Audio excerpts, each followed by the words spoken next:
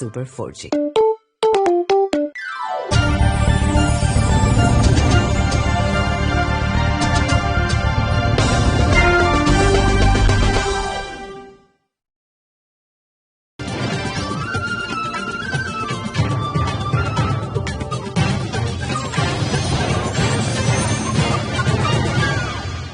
السلام علیکم، آپ دیکھ رہے ہیں ARY نیوز۔ میں ہوں عبیداللہ صدیقی اور میں ہوں زارا انصاری۔ یہاں شامل کریں گے نیوز ہیڈ لائنز۔ نماز عشاء کے لیے 9:30 بجے تک ایوان کی کارروائی میں وقفہ کیا جاتا ہے۔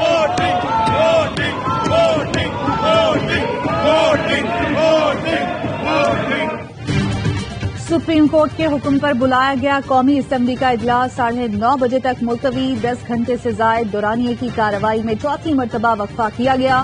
ارکان کی تقریریں جاری۔ اپوزیشن رہنماؤں کا عدم اعتماد پر فوری ووٹنگ کا مطالبہ۔ ایوان میں اپوزیشن کے 175 ارکان حاضر۔ کاف لیگ کے طارق بشیر چیمہ اور صالح حسین بھی اپوزیشن بینچز پر موجود۔ اسپیکر اسد کیسر نے کہا سپریم کورٹ کے فیصلے پر منوعن عمل کریں گے۔ اپوزیشن ارکان نے ایوان میں ووٹنگ کے نعرے لگا دیے۔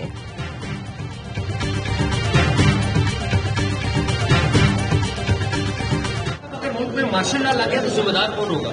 یہ جنہوں نے لو خریدے ہیں، جنہوں نے بے زمین یا بازار لگایا ہے، یہ جو اپوزیشن ہے ساری، یہ ساری آئین شکن ووٹنگ ہو جائے گی۔ دیکھیے ابھی تقریریں ہیں کافی دیر۔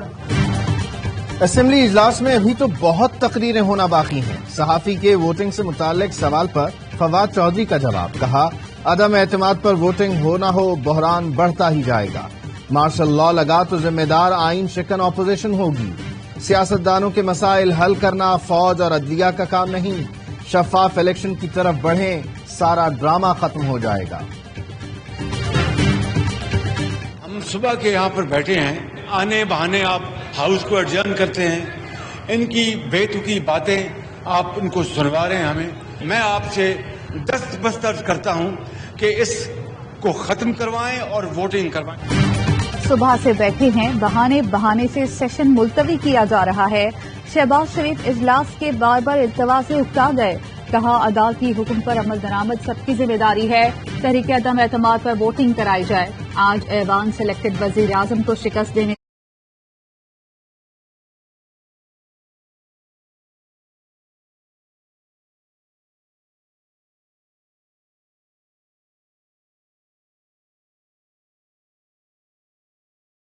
ہے۔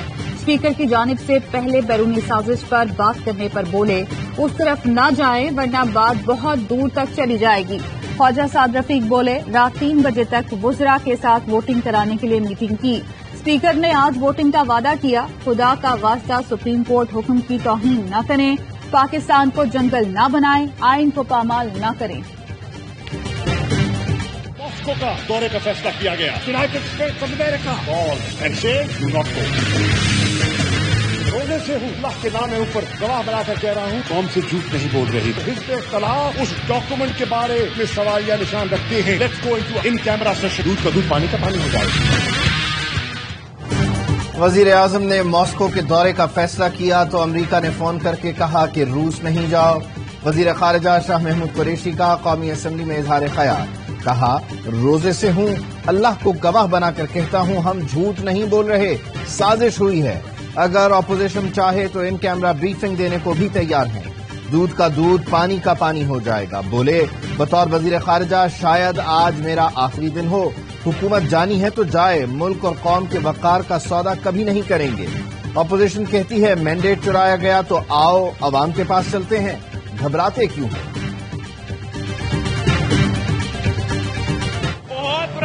تھے وزیر اعظم کو اٹھا کے باہر پھینکنے کے لیے بھی جانتے تھے ایسے کھٹکھٹانا ہے۔ گیٹ نمبر 2 کو طالب سے اس کو نائل کروا سکتے تھے، گھرنا کھیل سکتے تھے، ہم صرف اور صرف جمہوری آپشن استعمال کیا۔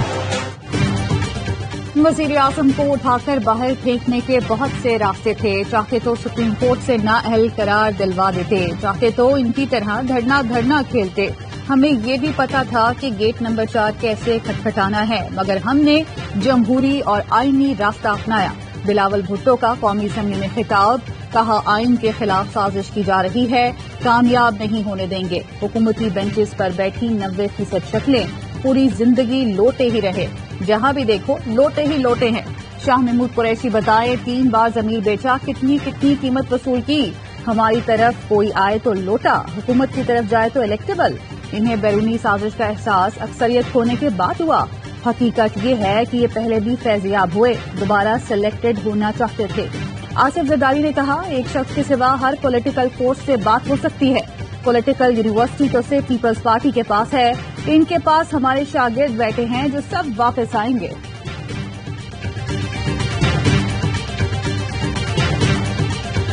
सुप्रीम कोर्ट ये भी फैसला करेगी कि किस दिन इजलास होगा, किस मिनट पे शुरू होगा, तो इस पार्लियामान का क्या फायदा। पैसा बचाए, इसको रैप अप करें और घर भेज दें। सुप्रीम कोर्ट इजलास बुलाने का भी फैसला करे तो पार्लियामेंट का क्या फायदा। पैसे बचाएं, पार्लियामेंट को बंद कर दें। वफाकी वजीर असद उमर ने कहा, 1 मिनट के लिए मान लेते हैं डिप्टी स्पीकर का फैसला अच्छा नहीं था, क्या सुप्रीम कोर्ट के तमाम फैसले अच्छे होते हैं? इसी सुप्रीम कोर्ट के फैसले को अदालती कत्ल नहीं कहा गया? क्या 7 समंदर पार से अगयार हमारी हुकूमत का फैसला करेंगे? आसिफ अली जरदारी को मुबारकबाद देता हूं, जो कहते थे पेट फाड़ेंगे वो घुटने छू रहे हैं। बिलावल ने ठीक कहा, मसला वोट से हल होगा, लेकिन अवाम का वोट बिकाऊ माल नहीं। इमरान खान के शेर उसके साथ हैं, डट के खड़ा है कप्तान, बनेगा नया पाकिस्तान। कौमी असम्बली इजलास में वक्फे के दौरान ख्वाजा साद रफीक मुतहरिक रहे, तहरीक इंसाफ के रहनुमाओं से मुलाकातें की।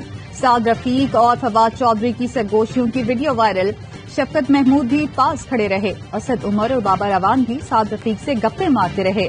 ARY न्यूज से गुफ्तगू में फवाद चौधरी ने बताया, साद रफीक और राना सनाउल्लाह ने इलेक्शन की तरफ जाने पर इत्तेफाक किया। सारा मामला अपोजिशन की लीडरशिप पर फंसा हुआ है। अपोजिशन को इंतखाबी इस्लाहात चाहिए तो हम कर देते हैं।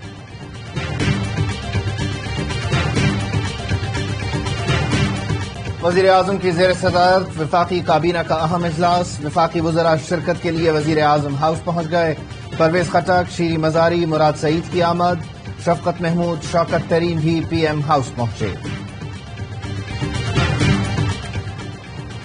20 मुनहरिफ अरकान को डीसीट किया जाए, चेयरमैन PTI इमरान खान ने रेफरेंस स्पीकर को भिजवा दिया। रेफरेंस में कहा गया है, मुतालिका अरकान PTI के टिकट पर इलेक्शन जीते, बाद में अपोजिशन जमातों में शमूलियत इख्तियार कर ली। 20 मुनहरिफ अरकान के खिलाफ इलेक्शन कमीशन ने भी दरख्वास्त दायर। अदम एतमाद में वोटिंग से रोकने की इस्तदा। सुप्रीम कोर्ट में मुनहरिफ अरकान पर ताहयात नाअहली के इत्तलाक के लिए सदाती रेफरेंस समाअत के लिए मुकर्रर। चीफ जस्टिस उमर अता बंदयाल की सरबराही में 5 रुकनी बेंच 12 अप्रैल को समाअत करेगा।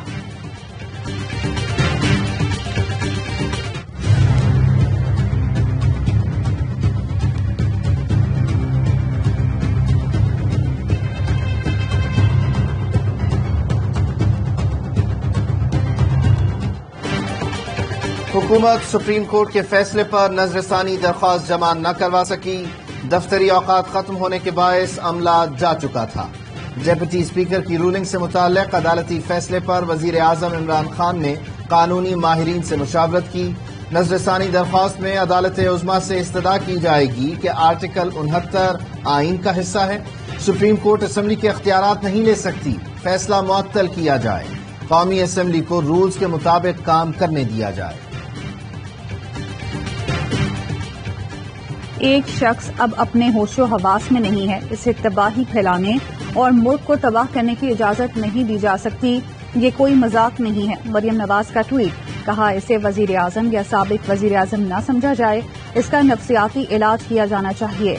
ये सिर्फ अपनी जल्द बचाने के लिए पूरे मुल्क को यकमाल बनाए हुए है। 11 तारीख को फर्द जुर्म लगनी थी, छोटे की लाहौर पे लगनी थी और बड़े की मरकज पे लगनी थी। ये दोनों चीफ मिनिस्टर और प्राइम मिनिस्टर बनने जा रहे हैं।